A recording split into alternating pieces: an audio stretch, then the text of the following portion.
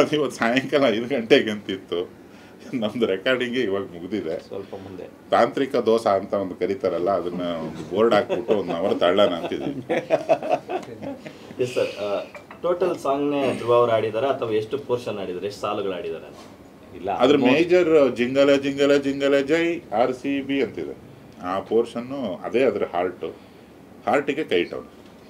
ಅದು ಆಮೇಲೆ ಇನ್ನೊಂದು 4-5 ಲೈನ್ ಆಮೇಲೆ ತಿರ್ಗಾ ಈಗ ಇದನ್ನು ಟ್ರೈ ಮಾಡ್ತೀನಿ ಅಂತ ಅಂದ್ಬಿಟ್ಟು ಬಟ್ ಸಾರ್ ವಾಯ್ಸ್ ಏನಿದೆ ಅದನ್ನ ಬಿಟ್ಟು ಮಿಕ್ಕಿದೆಲ್ಲ ಆಡ್ದ. ಸಖತ್ತಾಗಿ ಆಡಿದಾನೆ, ಫಸ್ಟ್ ಟೈಮ್ ಆಡಿರೋದು, ಬಟ್ ಎಕ್ಸ್ಟ್ರಾ ಆಡಿರೋದು ಅದು ಅನ್ಸಲ್ಲ. ಅವನು ಥಿಯೇಟ್ರ್ ಹಿನ್ನೆಲೆನಾದ್ರಿಂದ ಸಖತ್ ತಾಳ ಪ್ರಜ್ಞೆ ಇಟ್ಕೊಂಡು ಏನೋ ಬಿಟ್ಟ. ಸರ್, ಯೂಶಲಿ RCBಗೆ ಸಿಕ್ಕಾಪಟ್ಟೆ ಸಾಂಗ್ಸ್ ಟ್ರಿಬ್ಯೂಟ್ ಮಾಡಿದ್ದಾರೆ. RCB ಹೆಸರಲ್ಲಿ ತುಂಬಾ ಆಲ್ಬಮ್ ಸಾಂಗ್ಗಳು ಬಂದಿದ್ದಾವೆ. ಬಟ್ ನಿಮ್ಮ ಹೆಸರಿಗೆ ತಕ್ಕನಾಗೆ ಪದಪುಂಜ ತುಂಬಾ ಅಕಟಕವಾಗಿ ಇದಾವೆ. ನಾನು ಒಂದಷ್ಟು ಕೇಳಿದೆ ನೀವು ರೆಕಾರ್ಡ್ ಮಾಡ್ತಿದ್ದಾಗ. ಆ ಪದಗಳನ್ನ ಹೆಂಗೆ ಪೋಣಿಸಿದ್ರಿ, ಏನು ಅವುಗಳ ಅರ್ಥ ಅಂತ? ಯಾಕಂದ್ರೆ ನನಗೆ ಅರ್ಥ ಆಗಲಿಲ್ಲ ಕೆಲವೆಲ್ಲ ಪದಗಳು, ಅದಕ್ಕೆ ಸ್ವಲ್ಪ. ಅದು ಈ ಒಂದು ತಂಡದಲ್ಲಿ ಉತ್ತರದವರೆಲ್ಲ ಜಾಸ್ತಿ ಇರ್ತಾರೆ, ಎಲ್ರಿಗೂ ಅರ್ಥ ಆಗಲಿ ಅಂತ ಏನೋ ಮಾಡಿದ್ದೀವಿ.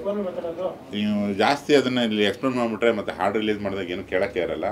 ಅಲ್ಲೇ ಕೇಳಿ, ಅರ್ಥ ಆಗುತ್ತೆ ಚೆನ್ನಾಗಿ. ಹಿಂದಿ ವರ್ಡ್ಸು ಮಿಕ್ಸ್ ಇದೆ ಒಟ್ಟಲ್ಲಿ. ಹೌದು ಹೌದು.